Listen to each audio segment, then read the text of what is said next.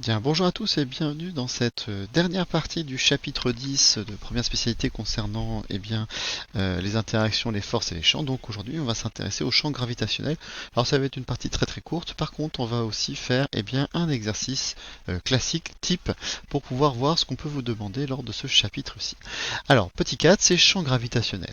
Alors on va faire comme avec le champ électrostatique, on va considérer en point A ici une masse MA. Donc ce n'est pas une charge cette fois-ci, c'est une masse.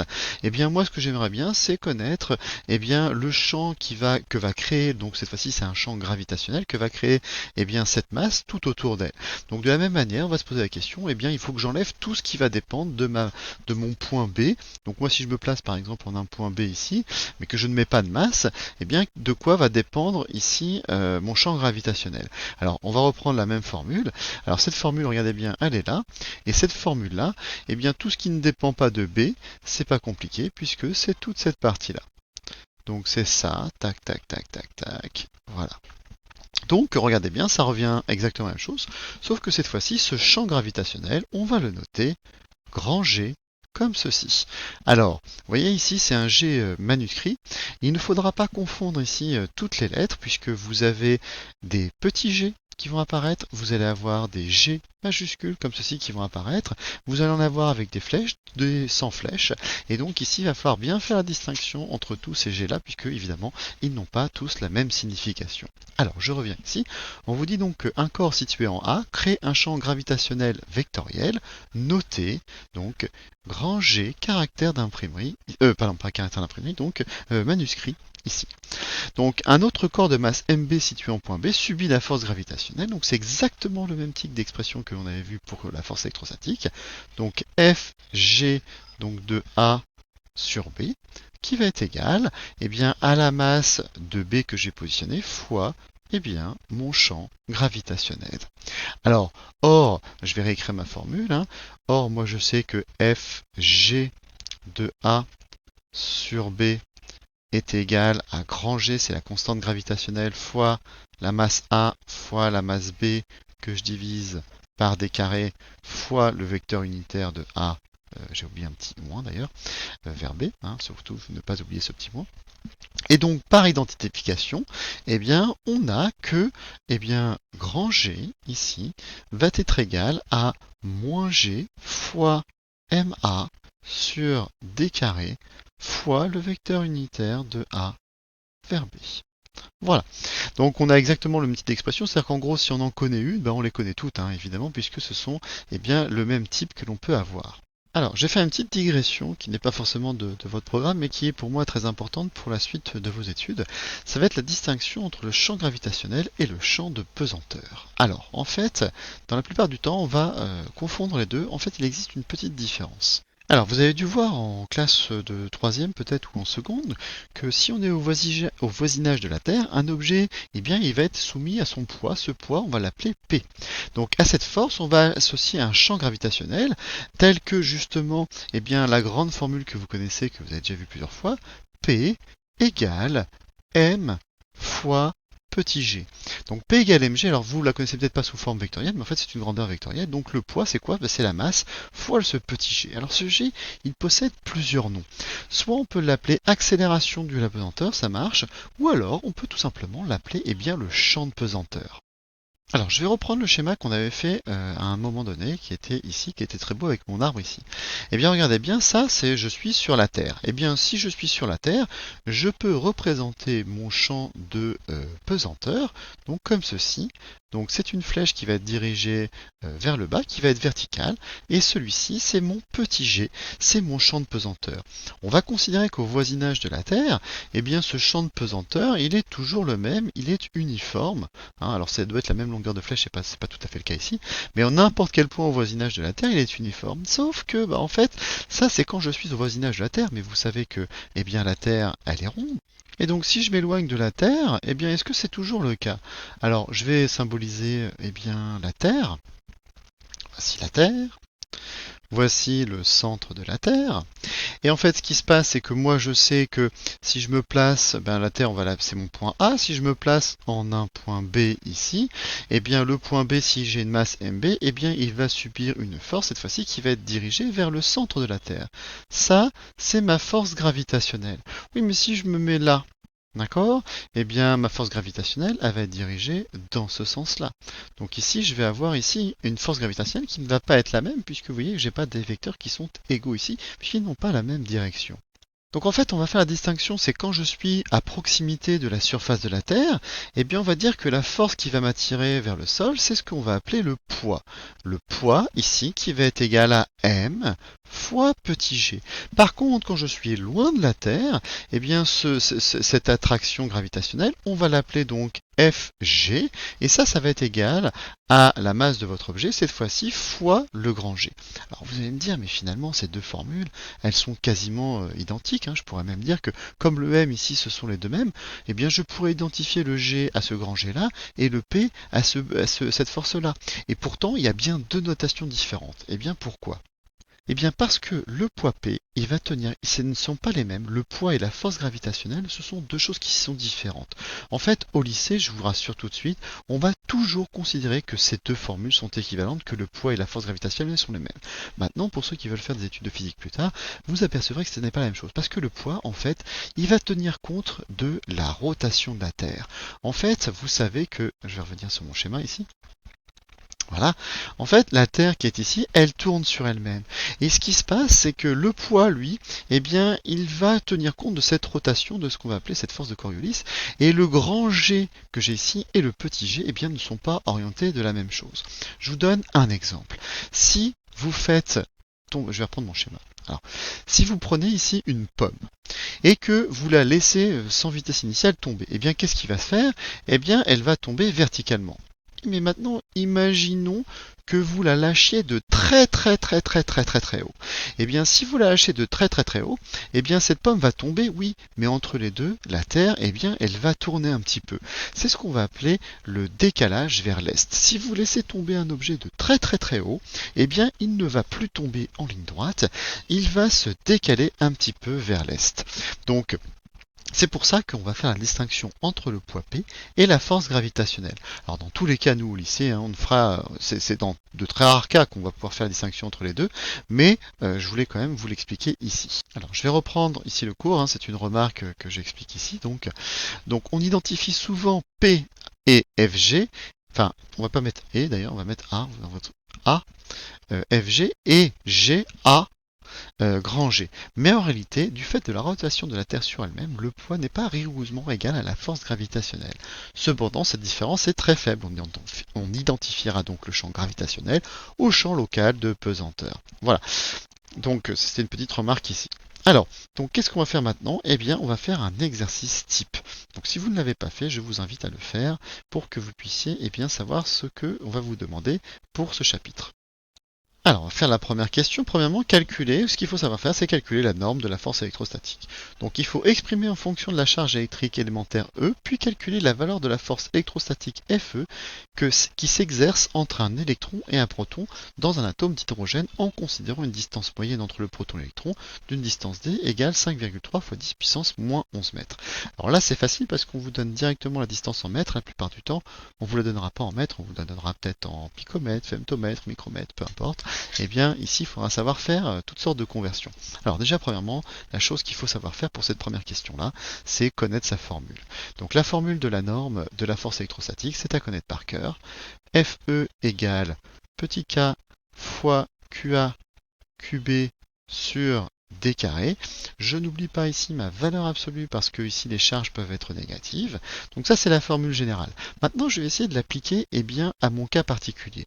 Alors Fe est égal à quoi? Alors K ça ne change pas. Le D on a gardé la même distance donc pas de problème. Par contre mes charges électriques, c'est quoi? C'est entre un électron et un proton. Alors vous devez savoir que la charge électrique de l'électron c'est moins E, que je vais multiplier ça par la charge électrique du proton, c'est-à-dire E. Maintenant, je vais pouvoir enlever mes valeurs absolues. Je vais dire que Fe est égal à K fois EE, c'est-à-dire E carré. bien faire mon 2, divisé par d carré.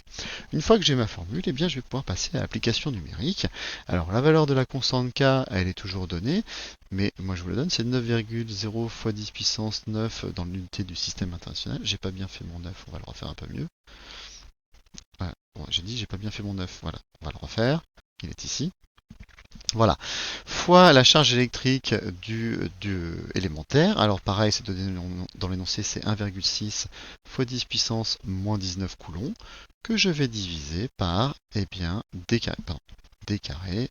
Donc je vais remplacer par mes chiffres, c'est-à-dire, eh bien, 5,3 fois 10 puissance moins 11.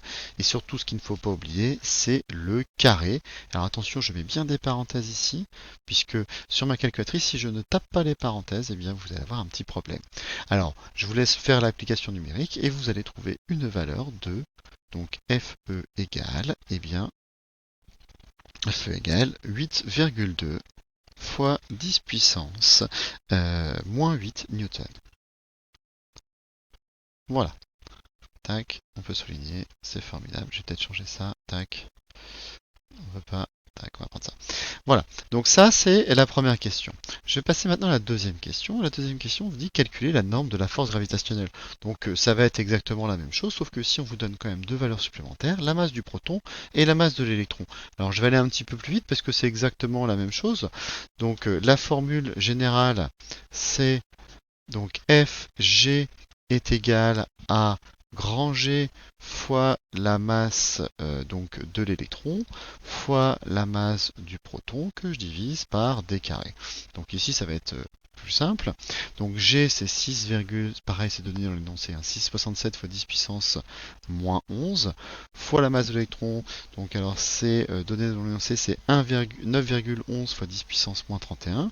Donc 9,11 fois 10 puissance moins 31 fois eh bien, la masse du proton, c'est-à-dire 1,67 fois 10 puissance moins 27. Donc 1,67 fois 10 puissance moins 27 kg.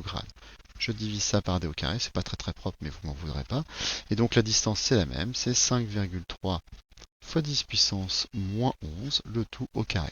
Donc si on fait l'application numérique, on trouve que Fg est égal à 3,6 fois 10 puissance moins 47 Newton. Voilà. Ensuite, troisième question, on vous demande de comparer, calculer le rapport Fe sur Fg, en déduire quelle est l'attraction fondamentale qui prédomine au niveau atomique. Donc je vais faire Fe divisé par Fg, donc ça c'est pas très dur. Hein. Donc Fe, je vais faire la troisième question, je vais la faire ici. Donc Fe sur Fg. Alors c'est toujours comme ça qu'on fait pour faire une comparaison. On prend toujours la plus grande que je vais diviser par la plus petite. Donc la plus grande c'est 8,2 fois 10 puissance moins 8 newtons que je divise par 3,6 fois 10 puissance moins 47 et on va trouver aux alentours de, alors ça va être très approximatif, mais on va trouver donc 2,3 fois 10 puissance 39. 2,3 fois 10 puissance 39. Ça n'a pas d'unité puisque c'est un rapport de force, de deux normes de force, donc des newtons divisé par des newtons. Donc, vous voyez, en gros, on va pouvoir écrire que la force électrostatique est très supérieure. Vous voyez, je mets deux signes supérieurs pour dire que c'est très supérieur à Fg. En gros, ça veut dire que votre force gravitationnelle est totalement négligeable à l'échelle atomique par rapport à la force électrostatique. Voilà. Ensuite, quatrième pardon, c'est calculer la valeur du champ E électrique créé par le proton sur l'électron. Alors, il faut connaître sa formule du champ électroélectrique, ou alors on peut savoir que par exemple, petit 4, eh bien que la force électrostatique, c'est quoi? Eh bien, c'est Q fois E. Alors ça c'est pour les normes. Alors attention ici, parce que c'est quel Q? C'est quelle charge ici? Eh bien nous, je veux calculer la valeur du champ électrique créé par le proton sur l'électron. Donc ici, c'est la charge électrique de l'électron, puisque comme le proton, lui, va créer un champ électrique E, il y a déjà dans le E la charge électrique du proton, donc c'est bien ici la charge électrique de l'électron. C'est ça qu'il ne faut pas confondre ici. Si moi je veux calculer la valeur du champ électrique créé par le proton, et bien sur l'électron, et bien c'est bien la charge de l'électron que je vais mettre ici. Vous auriez pu aussi directement le calculer en faisant la formule qui était marquée dans le cours à un moment donné, c'est-à-dire celle-ci, d'accord. Donc en norme, ça serait K fois cette fois-ci la charge du proton divisé par d carré, mais on va utiliser une autre puisque ça va être plus facile de le faire comme ceci. Donc E ici va être égal à FE sur QE. C'est la charge de l'électron. Et donc ici, la force électrostatique, on l'a déjà calculé tout à l'heure, c'était donc 8,2 fois 10 puissance moins 8. Je marque un petit E.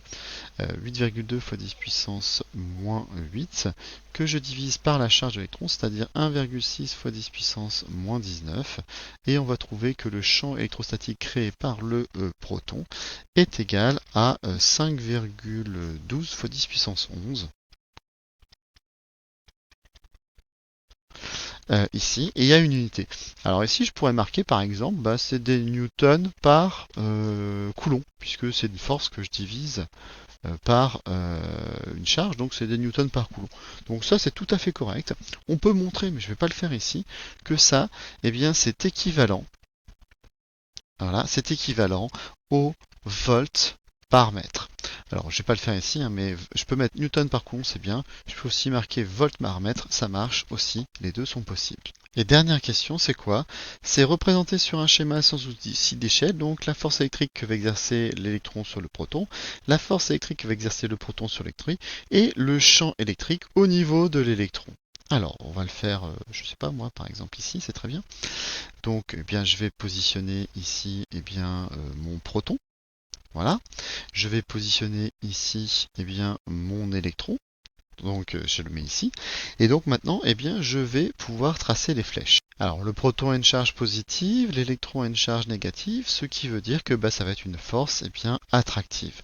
Donc, je vais tracer une force ici avec des flèches. Donc, mes flèches ici, quand tu veux, c'est bien ça de faire.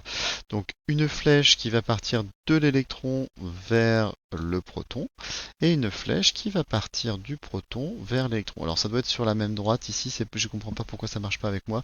Ça doit être sur la même axe, on va essayer de le faire correctement parce que mon truc il est un peu de mal.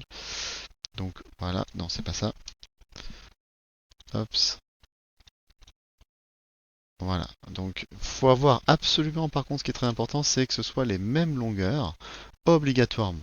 Donc j'ai les mêmes longueurs ici. Donc celle-ci, c'est quoi? Ça va donc être,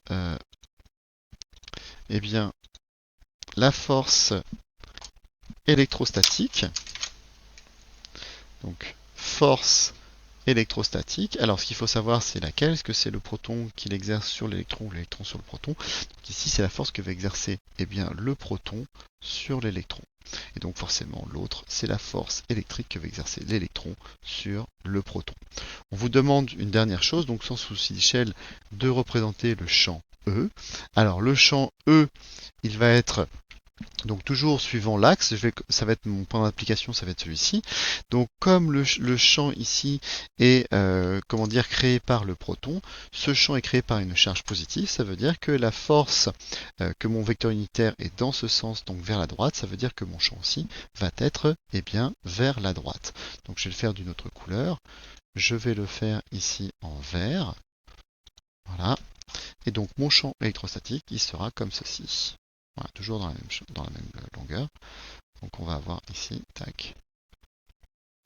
Donc ici, c'est mon champ électrostatique que je vais pouvoir représenter. Voilà, c'est un exercice type, il faut savoir faire ça si on veut atteindre la moyenne à ce contrôle. Voilà, je vous dis merci et à bientôt, au revoir.